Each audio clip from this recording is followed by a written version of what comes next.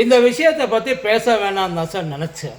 ஆனால் ரோட்டில் போகும்போது வரும்போதெல்லாம் கண்ணுக்கு முன்னாடி வந்து நிற்கிறாங்களா பார்க்குறப்பெல்லாம் ஒருவேளை இவங்களும் அப்படித்தானோ. எத்தனை பேட்டை பிடுங்கியிருப்பாங்கல்ல பாருங்கள். ஒருத்தங்க பண்ணுற அங்கங்கே சில பேர் பண்ணுற விஷயம் நம்மளை எப்படி எல்லாரையும் பொத்தாம்பொதுவாக யோசிக்க வைக்குதுன்னு காண்டாது. அதாவது ஒரே ஒரு விஷயம் தான் சார், எல்லா டாக்குமெண்ட்டும் இருக்குது, எல்லாமே இருக்குது. இவன் ரோட்டில் அவன் ஒருத்தன் தானே உங்களுக்கு கிடைக்கிறான். எவ்வளவோ பேர் வந்து பாருங்கள் ஒன்றுமே இல்லாமல் திரிஞ்சுட்டு போவாங்க, அவனையெல்லாம் விட்டுடுறாங்க. ஏன் இவங்கள மட்டும் விரட்டி விரட்டி விரட்டி பிடிச்சா கூட பரவாயில்ல சார், மிரட்டி வாங்குறாங்க. அதுவும் இவ்வளோ கட்டிட்டு தான் போகணும்னு சொல்லி சண்டை போட்டு ஒரு மனுஷன் என்கிட்ட எல்லாம் சரியாக தாண்டா இருக்குது. அதாவது ஏதாச்சும் ஒன்று ரெண்டு குறைஞ்சிச்சுன்னா கூட நீ வந்து கேட்குறதுல ஒரு நியாயம் இருக்குது. ஐயா இல்லாதவன்கிட்ட பிடுங்க, ஏன் வேணாம்னா இப்போ இந்த ஹெல்மெட்டு போடாமல் வர்றவன்ட்ட பிடுங்க. இப்போல்லாம் பில்லியன் ஹெல்மெட்டுக்கும் பிடுங்குறாங்க, பிடுங்குங்கன்றோம். அதெல்லாம் தப்பே கிடையாது. போட்டு வர வேண்டியது அவன் கடமை. பண்ணி வந்துருக்கணும். இன்சூரன்ஸ் இல்லையா, ஆர்சி புக் இல்லையா, லைசன்ஸ் இல்லையா, குடிச்சிருக்கானா முடிச்சு விடுங்க. இனிமேல் அவன் வாழ்க்கையில் பிடிச்சிட்டு வண்டியை தொடப்படாத அளவுக்கு பண்ணுங்கள்.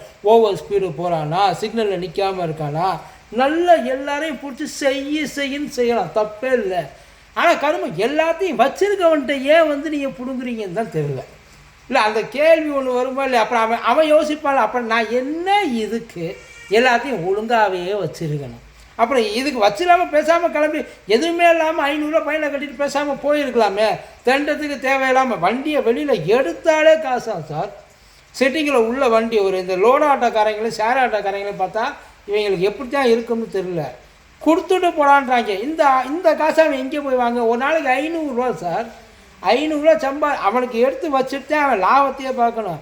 வண்டி டியூ கட்டுறது, வாடகை கட்டுறது, பெட்ரோல் போகிறது, அதெல்லாம் அடுத்த பிரச்சனை. அதை பற்றிலாம் அவங்க எதுவும் யோசிக்கிறதே கிடையாது. ஆனால் இவனுக்கு 500 ரூபா மொய்யை எழுதிட்டு தான் போகணுமா? அவன் எங்கே போய் நிற்பான்? அவன் போகிற வரன்ட்ட இப்போ ரோட்டில் ஷேர் ஆட்டோவில் போகிறப்ப 10 ரூபா வாங்குற இடத்துல 5 ரூபா வாங்கினா நமக்கு எவ்வளோ எரிச்சல் மயிராக வருது, எவ்வளோ எரிச்சலாக வரும். இப்படி அநியாயமாக தூக்கி வாய்க்குள்ளே போட்டு அவன் போகிற இடத்துல கட்டணும்லடா.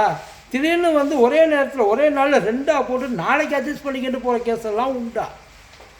என்ன பண்ண அப்படின்னா ஒன்று காசை வாங்கிக்கிட்டு கவர்மெண்ட்டை காசை வாங்கிட்டு கவர்மெண்ட்டுக்கு வேலை பாருங்கள்.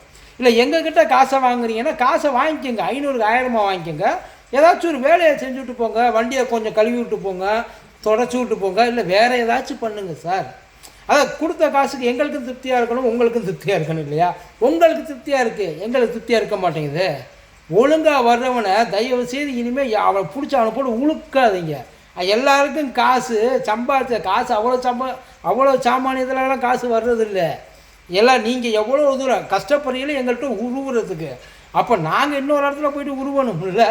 எங்களுக்கு அந்த வழி இருக்குல்ல. ஒருவேளை உங்களுக்கு அந்த கேட்டால் டார்கெட்டுன்றாங்களாம். டார்கெட்டாக இருந்தால் தயவு செய்து நீங்கள் என்ன பண்ணுவோம், உங்கள் சொந்தக்காரங்களை உங்களுக்கு வேண்டாப்பட்டவங்கள பொய் கேஸு போட்டு உள்ளே தள்ளி அதுலேருந்து நீங்கள் சம்பாதிச்சுக்கங்கன்றான்.